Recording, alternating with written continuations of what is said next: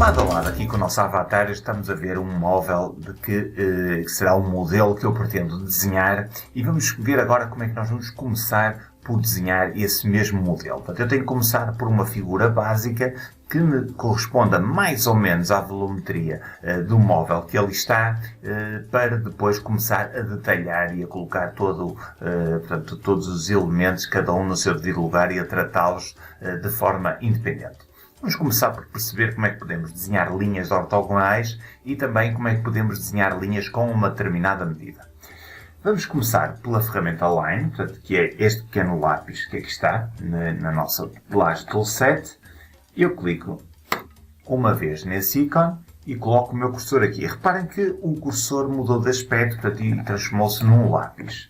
Se eu clicar uma vez só nesse lápis, ele fixa-me naquele ponto e aparece como uma linha portanto, ligada àquele ponto, como se fosse uma espécie de uma pastilha elástica. Agora, eu tenho que ter uma noção, se por um lado, qual é a orientação desta mesma linha, por outro lado também quero saber as dimensões dessa mesma linha, portanto, e fazer isto de uma forma assertiva, de uma forma rigorosa.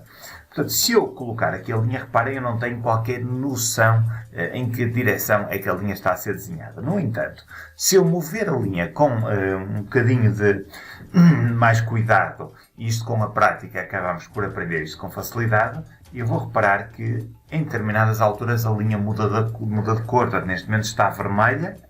Se eu mover o meu cursor sem carregar em absolutamente nada, reparem, eu estou com as mãos livres do rato. Se eu colocar o cursor ali nesta direção, ele aparece à cor verde, desculpem, e se eu mover nesta direção em determinada altura, ele aparece-me de cor azul.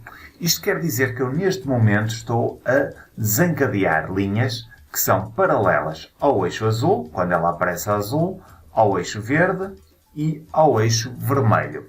De maneira que se eu quiser desenhar no eixo vermelho, eu agora só tenho que especificar qual é a dimensão da linha, porque a direção eu tenho toda a certeza que ela é paralela ao eixo vermelho.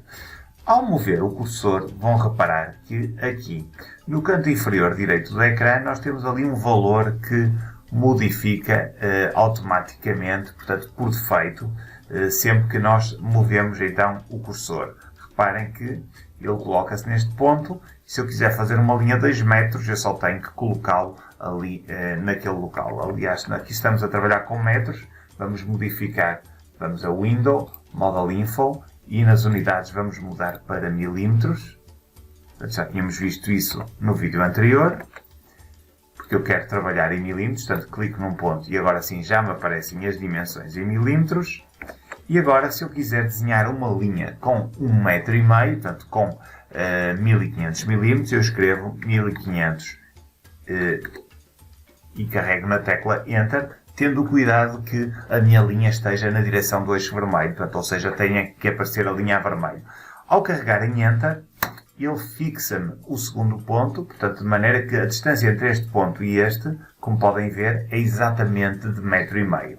Vamos fazer agora uma linha paralela ao eixo verde, que será naturalmente perpendicular ao eixo vermelho e perpendicular à linha que eu desenhei anteriormente. Portanto, eu quero que esta linha tenha 50 cm, portanto faço 500, Enter, e então tenho uma linha perpendicular, portanto, paralela ao eixo verde.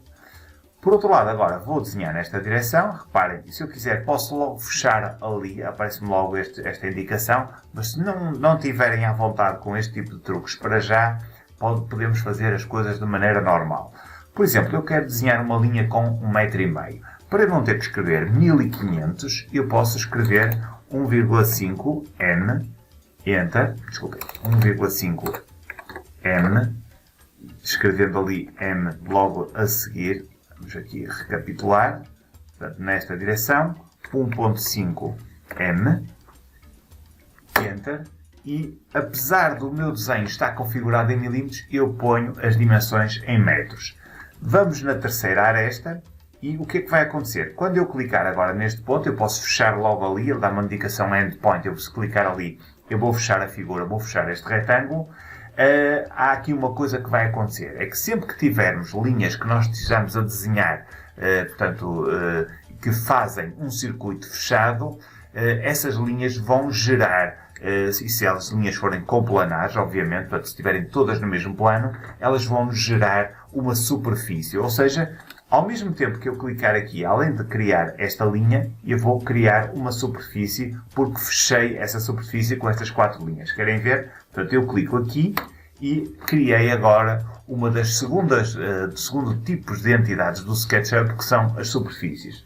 Se eu vier agora aqui à ferramenta de seleção, portanto, que é esta seta que aqui está, e clicar sobre as linhas, elas aparecem em azul, quer dizer que estão selecionados, e se eu clicar aqui na superfície, eu verifico que existe ali um objeto que é uma superfície que está também neste momento selecionado. Portanto, superfícies, arestas, são 2 tipos de entidades do SketchUp, sendo que podemos ter arestas sem ter superfícies, mas não podemos ter superfícies sem termos um contorno completo de arestas a circundá-los. Embora muitas vezes essas linhas não se vejam, portanto, mas são existentes e estão lá escondidas. Portanto, ao fazermos isto, nós geramos uma superfície.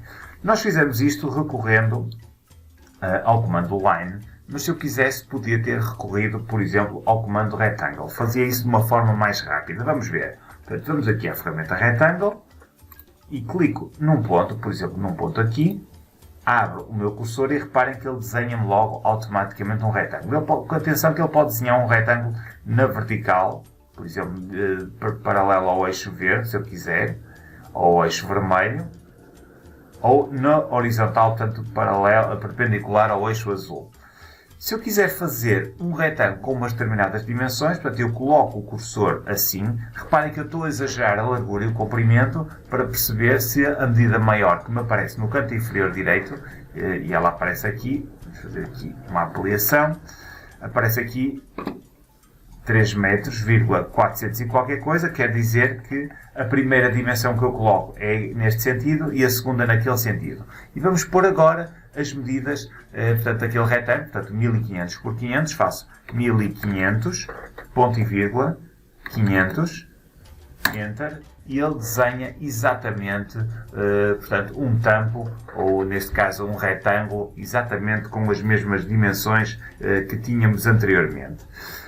Agora, se quisermos dar volume a estes elementos, só temos que selecionar aqui a ferramenta Push-Pull e vou clicar numa superfície. O Push-Pull funciona com superfície, não funciona com arestas. Portanto, se eu tentar colocar em cima de uma aresta, ele não aparece nada, ele vai selecionar a superfície que lhe está adjacente. E eu clico na superfície uma vez só e ao mover o cursor, reparem que ele é extrudido, não é? Portanto, digamos assim, portanto, ele começa a adquirir volumetria e agora só tenho que indicar até que altura é que eu quero essa volumetria. Portanto, vamos considerar uma altura de 50 cm, portanto faço 50 cm, se eu não quiser escrever 500, 50 cm, Enter. E agora nesta caixa posso fazer exatamente a mesma coisa, portanto clico neste ponto e em vez de colocar a altura, tendo em conta que quero a mesma altura que aquele, eu posso ir ali buscar a altura àquela superfície, portanto colocando o meu cursor neste sentido, portanto ele vai buscar aquela orientação, clico aqui e eu tenho a certeza que os dois estão na altura correta. Agora, portanto que estão os dois à mesma altura. Agora, estes dois paralelepípedos simbolizam este módulo de gavetas que está sobre o móvel. Portanto, eu tenho aqui uma parte que eu quero eliminar, que é para colocar aqueles pés. Portanto, vou agora fazer um push-pull. E atenção que o push-pull serve para aumentar a volumetria, mas também pode servir para diminuir a volumetria. Mais tarde vamos ver que até pode eliminar volumetria. E então vamos lhe dar a altura dos pés, que eu vou considerar 120. Enter. E aqui a mesma coisa, faço um push-pull daqui para cima com 120 para termos espaço debaixo destes dois elementos para colocar o nosso móvel. À medida que vão trabalhando, aconselho a usarem a roda do rato para se começarem a familiarizar com o orbit, com o aproximar, com o afastar e com o pan para enquadrarem um bocadinho melhor a vista. Portanto, quando estiverem assim um bocadinho afastados, podemos enquadrar melhor a vista utilizando a tecla Shift. Portanto, isto um bocadinho recapitulando aquilo que aprendemos na sessão anterior. Por outro lado, também experimentem as ferramentas de seleção com a ferramenta, portanto, Select. Se eu selecionar um objeto só, ele funciona um de cada vez. Portanto, eu clico num ponto, num objeto e ele fica selecionado. Se eu selecionar um segundo objeto, ele deseleciona o primeiro. Se quisermos adicionar, eu posso usar a tecla Shift. A tecla Shift permite-me adicionar ou remover da seleção. Por exemplo, se eu carregar na tecla Shift e selecionar este elemento, eu seleciono, portanto, a aresta e a superfície. Posso selecionar aqui outra superfície. Se eu agora quiser desselecionar a aresta, com o Shift carregado, carrego uma segunda vez. Se eu utilizar a tecla Ctrl, ele apenas me permite adicionar. Portanto, se eu selecionar aqui, ele adiciona, mas se eu carregar uma segunda vez, ele não faz rigorosamente nada, portanto, ele não permite desselecionar. Por outro lado, tenho mais dois tipos de seleção, portanto, e um deles é um bocadinho fora do contexto, fora do normal daquilo que estamos habituados. Portanto, se eu numa superfície fizer duplo clique, o que eu vou selecionar é a superfície e todas as arestas que a delimitam. Portanto, se eu fizer aqui duplo clique em cima, a mesma coisa, e aqui duplo clique a mesma coisa. Se eu utilizar a tecla Shift, ele também permite adicionar à seleção e posso combinar, por exemplo, com um clique simples para selecionar só aquele objeto. Portanto, não tem que obrigatoriamente ser o mesmo tipo de seleção.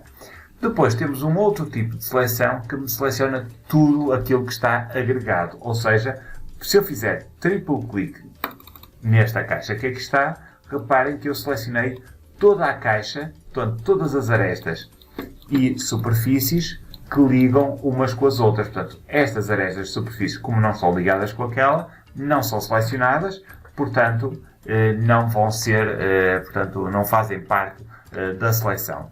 Portanto, se eu quiser eliminar, carrego na tecla Delete e elimino então aquele objeto.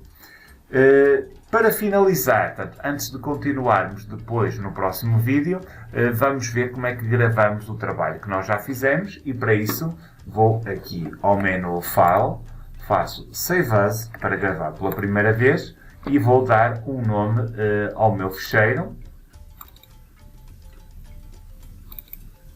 indicando uma pasta e vou-lhe chamar Móvel 2. Faço guardar e fico com o meu trabalho salvaguardado para continuar a desenvolver numa próxima sessão. Eu espero que tenham gostado deste tutorial. Se assim foi, não se esqueçam de colocar um gosto no final deste vídeo. Não se esqueçam também de subscrever o nosso canal no YouTube, onde estamos constantemente a colocar novos vídeos acerca do SketchUp, do ZWCAD, do ArcLine XP, do KD Max e de outros programas que comercializamos na Ibercad. Não se esqueçam também de colocar os vossos comentários, as vossas dúvidas, as vossas sugestões no bloco de comentários deste mesmo vídeo. Despeço-me com amizade. Muito obrigado e até uma próxima oportunidade.